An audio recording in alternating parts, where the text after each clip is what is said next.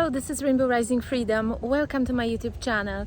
Today is my birthday and I was reflecting on what birthday actually is and how we can decide to be new, to become new, and we don't have to wait for our birthday to happen, right?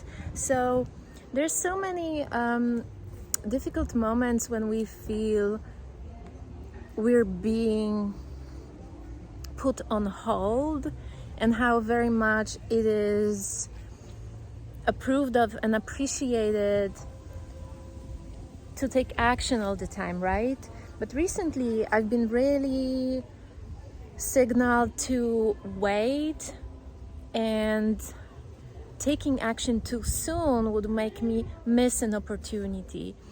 It took me so long to realize that the opportunity was actually being born from within me, that there was something inside of me that I was constantly distracted from by the outside circumstances, by something that I thought I have to do and make happen. And when I was actually being removed from that by the universe, which made me really frustrated, I actually felt in the beginning as I'm missing something, missing out on something. I realized that I'm being redirected to myself, redirected to look within into my gifts and what I actually want and have to offer to the world. And there is a timeline for these things, and at the moment I feel like with this intensity of the energies and all the purge happening, it's really important to choose, to make a choice how we want to proceed in the world, and whether we want to fully commit to giving of ourselves, or whether we do it part-time, or whether we just think about doing it but keep living what we've been living, right? And no judgment again, but some of us really are called by ourselves. We are not being called by anything or anyone else. It's our own higher self calling us to take action on ourselves, and oftentimes it's being done by the universe shutting down everything else. So we have to be with ourselves and wonder, when I don't have anything, what do I actually have? And realizing, feeling that we always have ourselves wherever we go, whether we possess something or we don't. It's like building that safety foundation from within, that foundation that we carry with ourselves wherever we go, and we can build different things on top of that foundation. But once the foundation's established, of feeling safe within yourself, of trusting that you have gifts and you have everything you need to be here, that you're always supported. And really, we might have heard these words many times, but to feel it within yourself is a completely different story. So I feel like for some of us, it's being birthed by ourselves, and that identity shift is really occurring right now. It's saying goodbye to the old self, saying goodbye to our doubts, and just proceeding with faith. And we don't always have to know the answer to begin.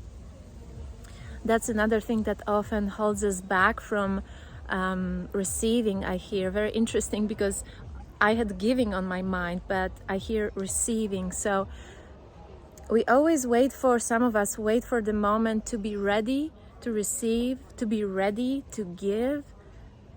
But we were born ready. I look at these children running around, playing, just being totally in tune with themselves and with the spirit. They don't need to become anything to be free. Freedom is not waiting for you to become somebody. That's a song by Susie Rowe, and the song is called Window to Freedom. And I think that window to freedom, that door to freedom, is opening right now. I saw today 777, and the door being open, inviting us to that new beginning, to living completely different reality based on how we want to define it. okay? So I think it's a tremendous shift in trust towards ourselves as being part of this world, and not only reading and studying it, but really embodying it fully. Do you really feel trust within yourself? Can you embrace? Can you feel being embraced? Can you feel the world's embrace? You are held every second when you're here, and you also have the whole infinity to work through things. So I've been precisely called not to rush, not to mistake taking action with rushing, with confusing myself, with not checking in with myself before I take action. So I heard someone say that every morning before she does anything, she has this like a conference call with her higher self, right? She's just tapping in with herself, asking her higher self to guide her and give her beautiful results, right? So it's often mistaken with doing a lot, right?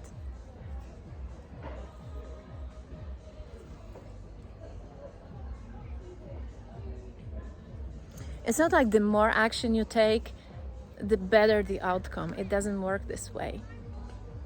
And now we have to work through that programming, internal programming, on having to work hard and sweat and achieve, and alchemize it into receiving mode and breathing and living freely. And that lightness will allow all the good things to flow when we find peace.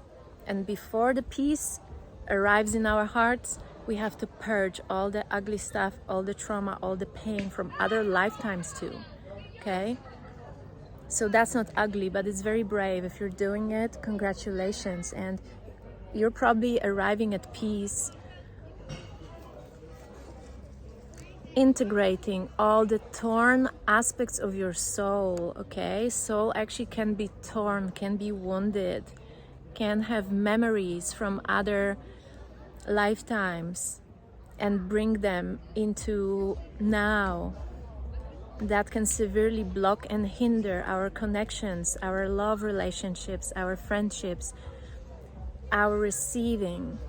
So this is all healing. The torn soul is healing and integrating. And that's going to catapult us into a completely different start. It's not only the end of the chapter, it's the end of the book. And we are about to write our own script. So get ready to be creative about your life. Who do you want to be? How do you want to be?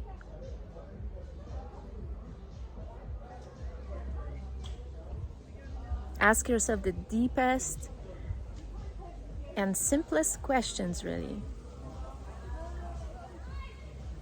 And begin. Because I feel like the soul is really saying, okay, well, I'm really ready to begin.